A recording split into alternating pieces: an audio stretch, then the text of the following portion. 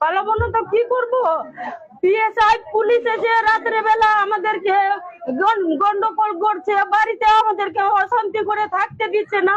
আমাদেরকে বলছে কি যে যদি বেশি চিৎকার করবে তো পুড়িয়ে মেরে ফেলবো, যদি কিছু বলবেন তো আপনাকে গুলি করে দিব। তারই জন্য আমরা কি করব? আমরা নিজের বাড়ি ছেড়ে পালাচ্ছি, আমাদেরকে তো জান বাঁচাতে হবে।